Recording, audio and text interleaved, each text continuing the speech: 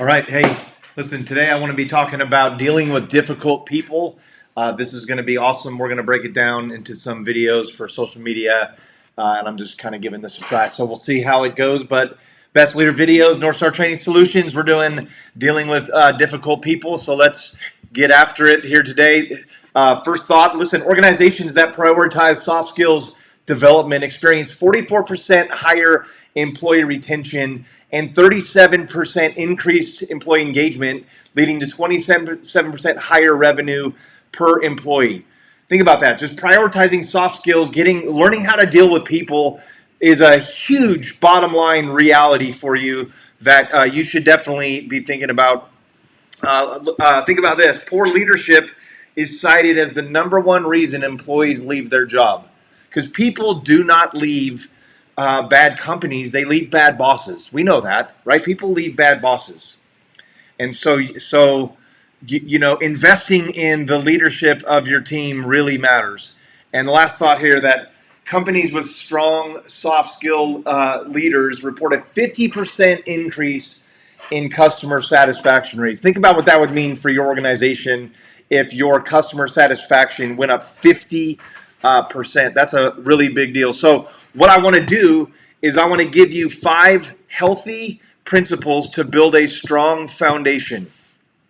And this has to do with dealing with difficult people, because the reality is some people just fall into the category of EGR, and we call that extra grace required, right? We all know people like that. So here's the first principle. Healthy teams have a code that keeps them healthy. They live by a code. They honor the code. They protect the code. Like, one of the things that every single person on the team can do to create health is to define, articulate, and live by a code that keeps them healthy. Let me give you some examples of what I mean by code that I've helped organizations, many of them, build their own code, and almost all of them have these because they're kind of standard. You just need them to get by, right? Here's the first one. We look for the good. Right, here's the reality. If I look for the good in you, I will find it. And if I look for the bad in you, I will find it, just like you and me. If you look for the good in me, it's somewhere hidden in there, but it's in there. And if you look for the bad in me, the bad in me is there too. Plenty of it to go around. And so if you look for the good, you see the good. If you look for the bad, you see the bad. And so the reality is what you see in other people says a lot more about you than it does about them. And so in a healthy team, they have a code. And part of that code is they look for the good in each other. Then they fight for it, they protect it, they call each other when they get out of line in it. The next one is this: we give the benefit of the doubt, meaning when I don't understand what decisions are coming out of that room and I don't get what's happening over there, that I'm going to give it the benefit of the doubt, because I'm just going to assume that those people over there, that if I was as close to whatever decision as they were, that I would at least understand. I may not agree with it, but I'd at least understand it, right? And then the last one is we own our mistakes. Like, don't make me chase you around to tell you what you did wrong. If you did something wrong, just own it, so that we can all move on with it. Everyone makes mistakes. It'll be my turn, and I'll own it. And again, organizations, teams that keep each other healthy and don't allow a lot of difficult behavior, they live by a code. It protects them from all kinds of things. It keeps the crazy out, right? You got to live by a code.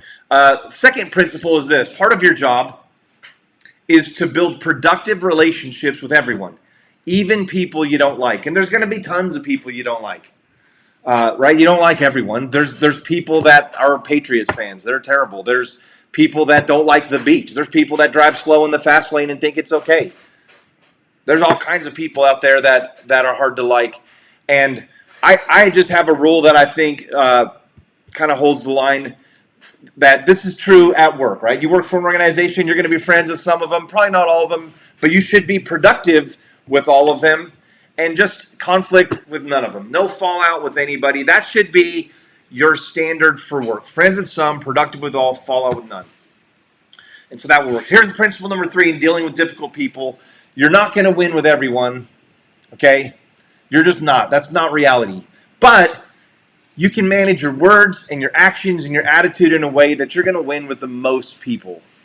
Okay, that's the reality. You don't get to own how people behave, and there's crazy people out there, but you do get to own how you behave and your words and your actions and your attitudes. And if you behave right, most people are going to come along with you. There's not just crazy people everywhere. There's some, but they're just not everywhere. Here's another reality. Some people are difficult for you because they're different, and some people are difficult for everyone because they're toxic. Right? It's just the reality. Some people just want to watch the world burn, and we'll talk about how to deal with them. But this is talking about people that are just different. So part of what you got to do is learn to appreciate people who are different than you. And there's 4 types of people. I like this because it's really simple. There are drivers.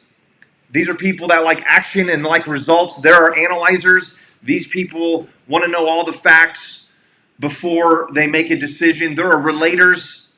Relators are all about the team and the relationship. And then there are entertainers who want to have fun and make sure it's a good time. Well, here's the reality. If you find out where you are on this, listen, relators and drivers don't often see the world the same, and analyzers and entertainers don't see the world the same either. Like analyzers want the facts. Entertainers, they're willing to like fudge a story to make it better. That's just how entertainers are. And drivers will get results, and there'll be body bags everywhere. And relators will go the opposite. They'll slow down and not even get the results, but make sure that everyone's happy in the team. And they can drive each other crazy. But listen, we need everyone on that team. You can't let the drivers win entirely, and you can't let the analyzers win entirely. And so you got to protect this team. And so listen, learning to appreciate that not everyone sees the world like you, and that's okay, is a big part of getting along, because they may not actually be difficult because there's something wrong with them. They might just be difficult because they're different than you, right? And then last, learn to navigate people who are toxic. Here's the last principle. You're going to love it. Listen, if it's everyone and everywhere, it's you. If like you don't talk to your parents, you and your brother haven't talked in years, if your friends, like if you've burned a lot of bridges over the years and you look around and there's just, at work, it's at home, it's everywhere. If it's everyone and everywhere, it's you, right? If you meet a family with 5 kids and 4 of the kids are kind of normal and one of them's a little bit weird, that's a weird kid, right? That's a weird kid. But if you meet a family with 5 kids and 4 of them are weird and only one of them is normal, that's a weird family. That's parents. That's about the parents. And in the same way, if you don't get along with anyone, that's you. That's on you. You're the difficult one. And sometimes it is you. So, except when you're driving. That's a fact. Right? When you're driving, it's always them. It's always them. They're the crazy ones. So, let me give you 5 practices in dealing with difficult people. Here's the first one. Take initiative.